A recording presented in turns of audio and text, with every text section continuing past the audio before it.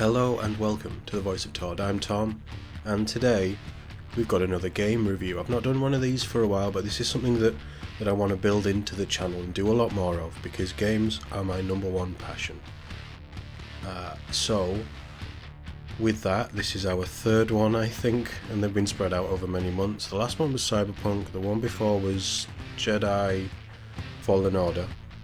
This one is for Marvel's Avengers, the Square Enix Crystal Dynamics game that came out last year, I believe. And I've played quite a bit of it recently. I have to say, I don't hate it, but I'm gonna spend a little bit of time talking about it and see if we can come up with some sort of review or later on an idea of what the future is going to hold for this game. We do have quite a lot to talk about with their plans for the rest of the year as well that were revealed at the back end of last month. So let's just jump straight in, I guess. Let's get the admin stuff out of the way first though. I am going to talk about my thoughts on the story and the choices they made with the characters and how it works, overall gameplay, matchmaking, and then into some of the end game, and then, as I've mentioned, the future plans that were announced quite recently. But I'm not going to go into spoilers for the story, so you don't need to worry about that. Now, I have been playing this on the Xbox Series X with the next gen update included and the 2 additional Hawkeye DLCs. So they factor into this when talking about characters. But I'm not going into spoilery detail with any of this. So you are absolutely safe from that angle if you haven't played this and you don't want spoilers. Probably first, I want to open up with why I didn't buy this game at launch. Because I am, up until Endgame, I would say I was a very big MCU fan, a big Marvel fan in general well, that's not quite accurate because I don't follow the comics, as you probably know if you've seen any of my other videos talking about Marvel. But I've always thought a Marvel game would be fun. I've played quite a few of them. I think my favourite was the Ultimate Alliance series. I played the first 2, I had so much fun with them in co-op. I was hoping that this would be a similar kind of thing to that in a way, with a big branching story, lots to do. They're very different games, but that's not a bad thing. They are many years apart, and the games industry has changed so much in that time. But the reason why there's 3 reasons why I didn't buy this. 2 that I would call are bad exclusivity choices, in my view. But that's not coming from an Xbox player, that's coming from a gamer in general. And the other one is the demo that came out, or was it a beta, did they call it? That came out a couple of weeks before the game released. Now, a very contentious issue I have is the PS exclusive character of Spider-Man. I am not a Spider fan. I don't really like locking characters behind consoles in general. I just think it's a bad practice. Whichever platform you're on, it doesn't matter. It's all pretty bad. Exclusivity just cuts up the community of the game, which is a real shame. And I find it a little cheap, but I completely understand the business reasons behind it, and I can see where all this has come from, and it does make sense. The second, and this is the one that really bugged me, is the exclusive PlayStation community challenges and rewards. Now, I don't know if that's still a thing, but there is a community challenge box on my menu. You will probably see a picture of that here. And that progress badge doesn't change. Now, my problem with this is that it splits the community and it harms the game, because not only is this something that Xbox and PC players seemingly don't have access to, but it shows up right there in the menu regardless of your edition of the game, so it's something that not only you can't participate in,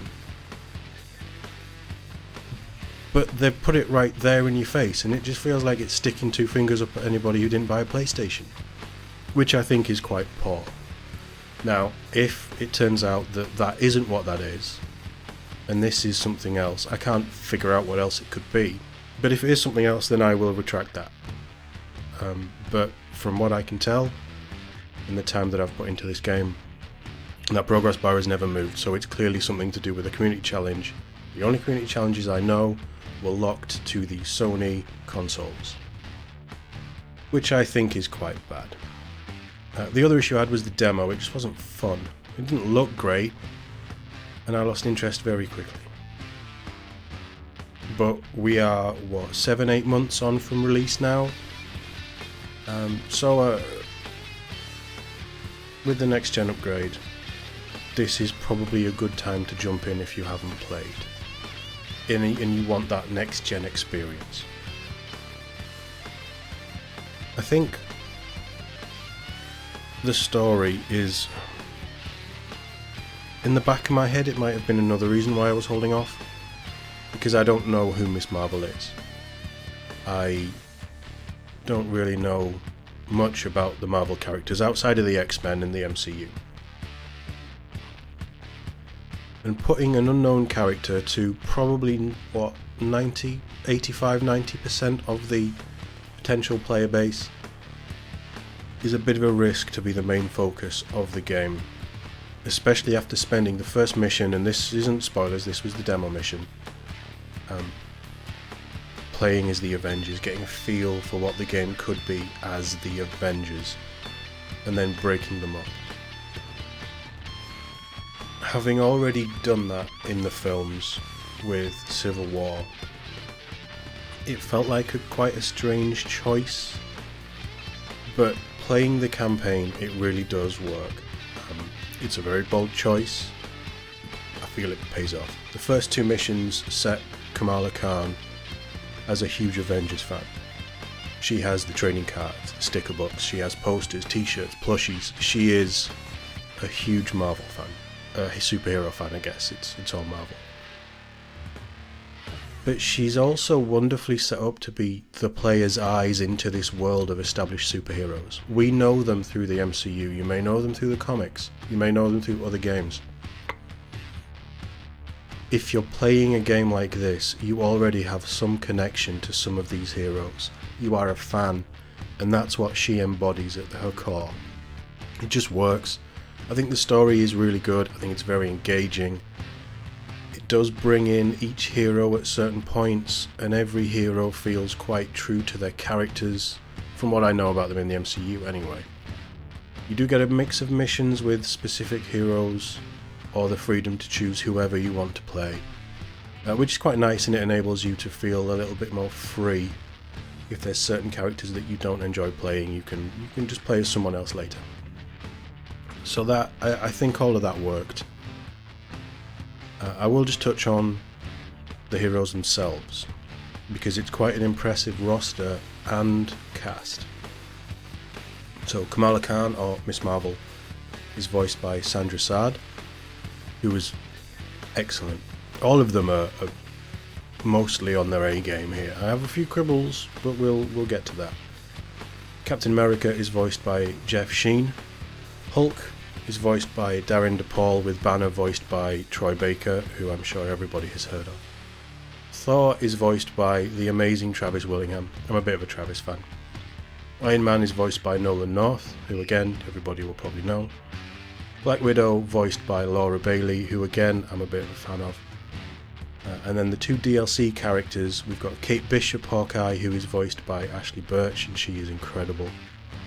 And Clint Barton's Hawkeye, who is voiced by Giacomo Giannotti. I probably butchered that, I'm really sorry. I'm not good with names.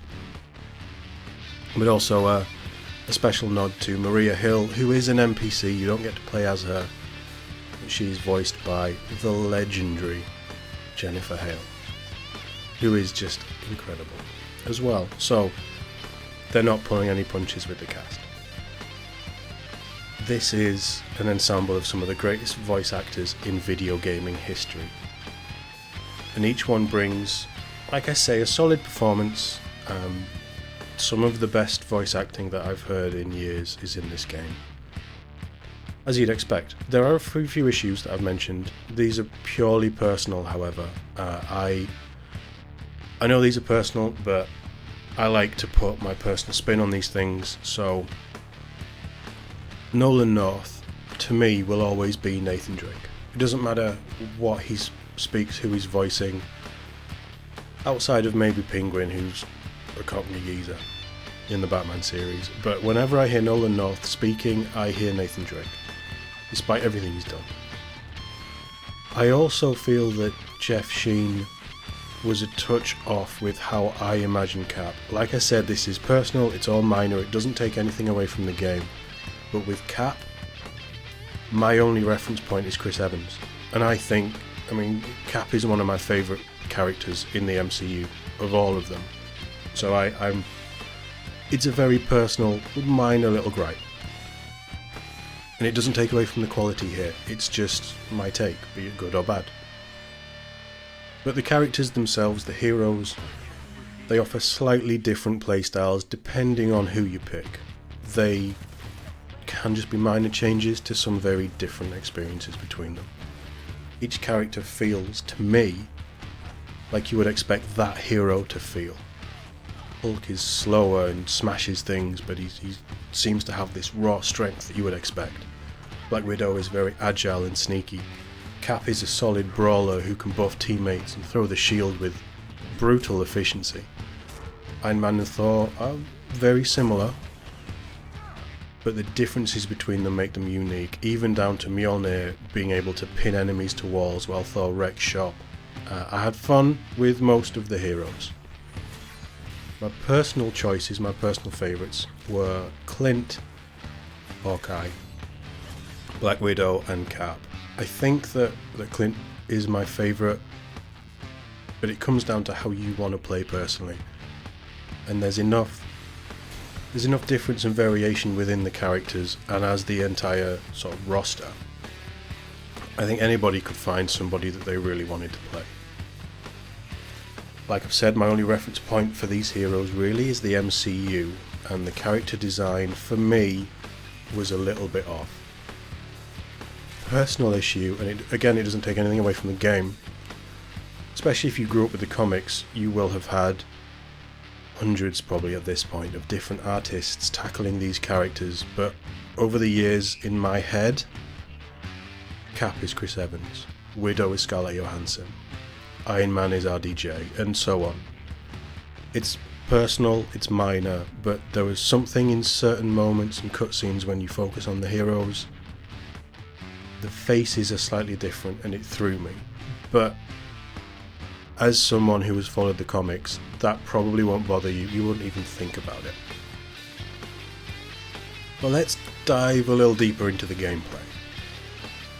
First thing I want to say is the next gen graphic update is gorgeous. Some footage on the screen now, it just, wow. I mean, wow, this might be some of the best looking gaming environments that I've seen to date. Granted, we're only about 7-8 months in on the new generation, but that said, well done devs, beautiful job. And this is kind of where we start to fall into the bad. Despite the next gen update, I have no reference to loading times previously for anything, so as I said, I started this with the next gen update. But the loading times are quite long. Loading up matchmaking and just walk away for 5 minutes and you'll come back and you still probably won't load it into a game. Which is probably more of a matchmaking issue than anything else, and we'll talk about matchmaking. But I don't know, the loading is just very long for what I'm used to playing. Especially with games that did have long loading times that I'm now playing on a Series X and they're so sped up. This was a little bit obvious. But despite that and the variety in the characters and how good most of them feel, the idea of the game is very repetitive.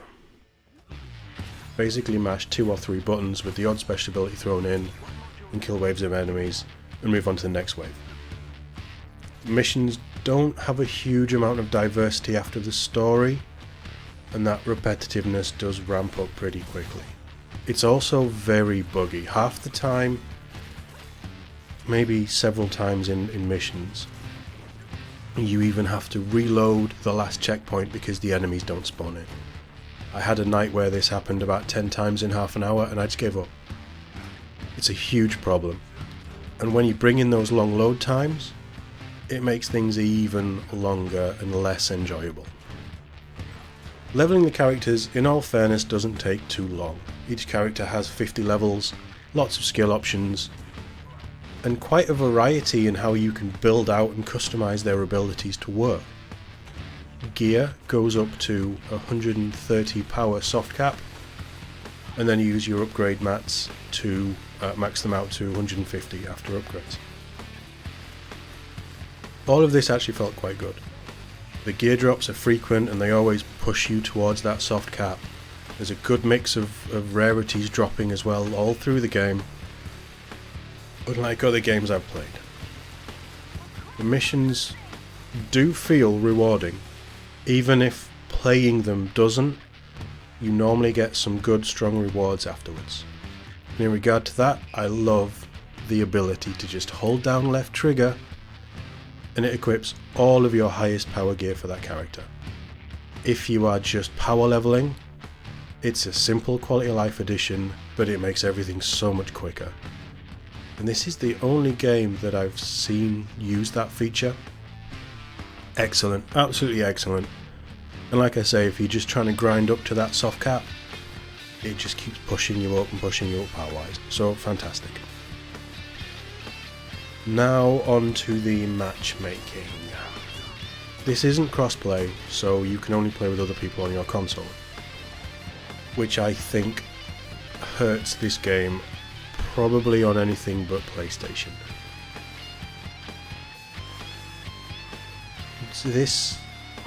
I'm sure that they can look at changing it down the line if they wanted to, but like I say, this really hurts Xbox and PC players. Because we know that PlayStation has the bigger install base across the PS4 and the PS5, even with the sort of limited stock issues.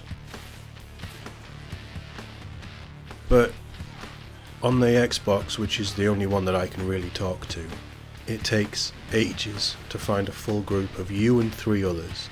Just random quick play. I mean, most of the time, when I was at level 100 trying to do higher quality levels to get better gear and level up further, I was getting matched with one person who was level 12 and then 2 AI companions. Because nobody seems to be playing this game. There also doesn't seem to be a drop-in, drop-out option here, so if somebody quits or gets disconnected, which does seem to happen a lot, whichever one of those it is, you get booted out the mission and then back to the start, which is very annoying, again, with the load times. Like I mentioned, there is a quick match option, but it still takes a while for you to find a game. And it's only for one mission, so once you've done that mission, you're back to square one. Some sort of playlist would take that away, where you just randomly go through whatever levels with whoever's in, and I suppose it can take you back to the main mission, main menu even, and then just start like a minute timer like it does, and take you back into more levels. It doesn't do that. And it just makes playing on your own very slow, and you spend more time loading and waiting than actually playing the game. I haven't had a chance to play this with anyone in a full party of 4. I think that would be the best way to play, because you can just chat to your friends or whoever you're playing with and just enjoy the mindless fun that this game has. It is very monotonous, repetitive gameplay, but it actually allows you to just shut your brain down and enjoy it, and just talking to people and just forget about everything. I don't see that as a bad thing, although it probably isn't the best selling point. And because of this, and the issues with matchmaking, The end game, I found it quite boring. There's a lot of gear to grind out. If you want to max out your heroes to max level, max gear, and then you want to build out the certain skills and have gear that boosts whatever you're focusing on with your character, it can take a while. But that's more for the hardcore fan base. The casual play, the grind is just not going to hold your attention. Even to do 2 or 3 characters, let alone the 7 that are presented here. But I have to say, the level of hero customization is really impressive for builds. Looks wise, not so much.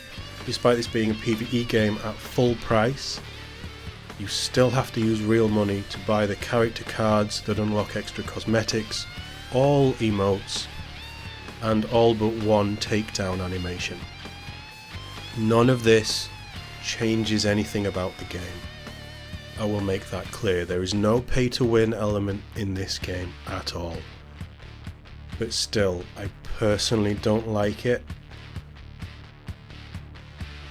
But, it doesn't change the gameplay, so it's fine. If you want the costumes, if you want all the emotes and things for your character, fine.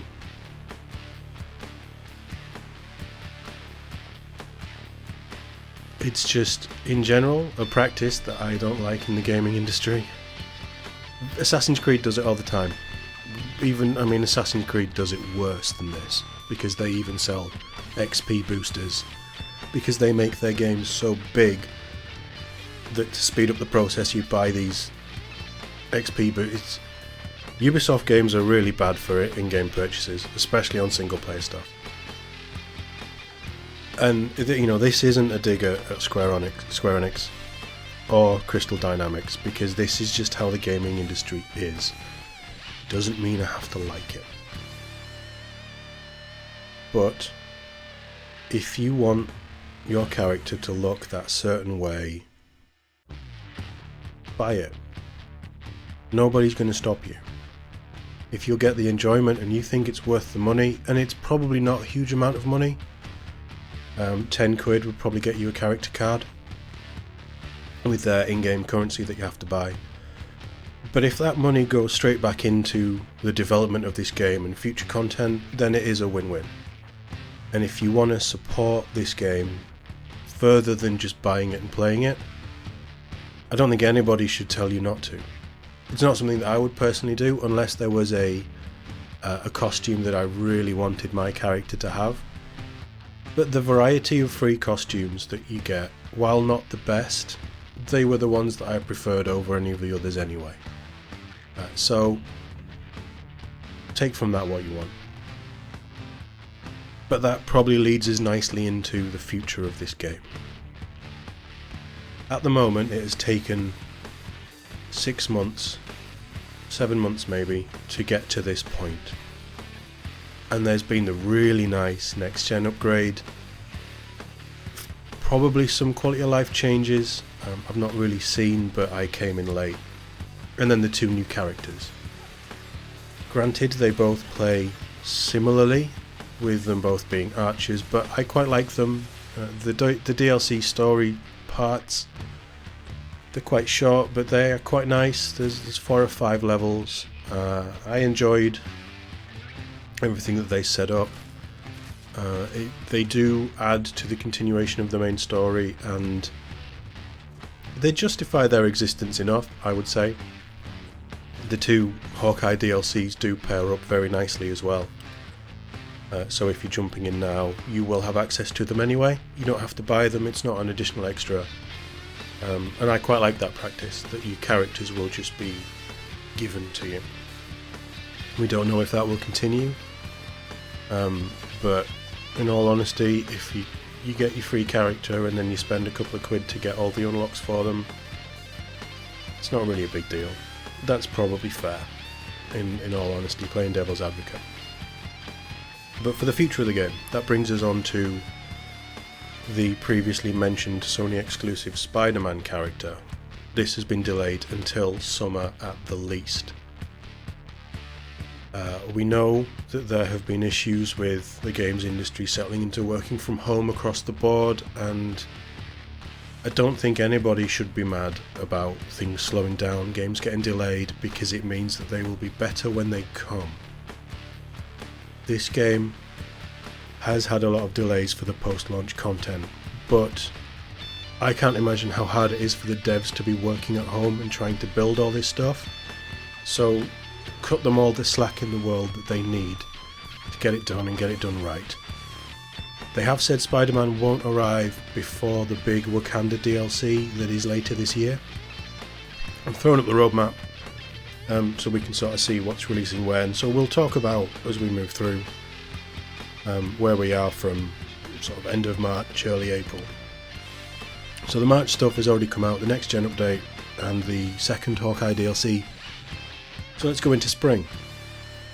A new game mode and a change to the rather unrewarding harm training room.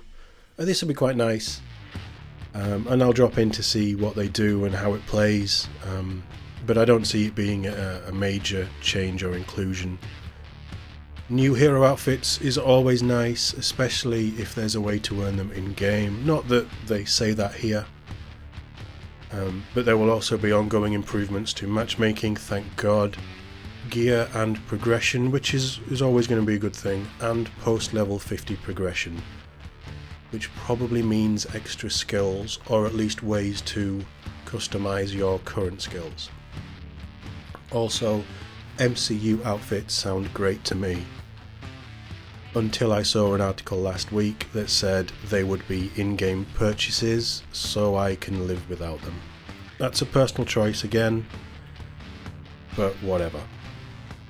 It also looks like more multiplayers too, and that's good to give you more stuff to play. I'm more than happy with that. Now summer and beyond is where it gets a little more interesting. With a new villain sector, maybe some story stuff that comes from that with the Cosmic Cube, or at least some new missions. A new patrol mode would be very nice as well. The Wasteland is a nice area that came in with the most recent Hawkeye DLC, and it's a shame that it isn't already in the game now, considering that the Wasteland is quite a big feature in Clint Barton's story. It's odd, but it's odd that it's very far back, and that's a bit of a red flag for me. But the juicy stuff, which hopefully we will learn more about in the summer, is Wakanda. Black Panther being added as a playable character is really cool. Black Panther is beloved by many people. I really enjoyed his film and his inclusion in Civil War. And I think he'd be a very interesting character to play in this game.